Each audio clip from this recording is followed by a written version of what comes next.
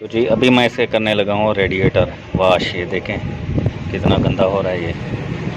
तो हम निकालेंगे इसका ये पाइप।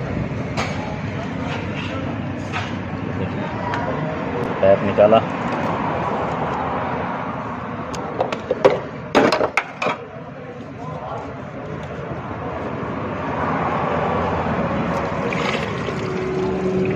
पानी सारा निकल गया इससे। अभी इसके अंदर डालने लगा हूँ ये मैं पेट्रोल।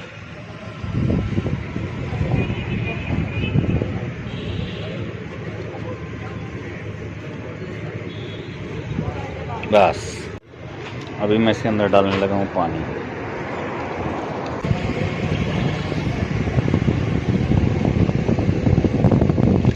बस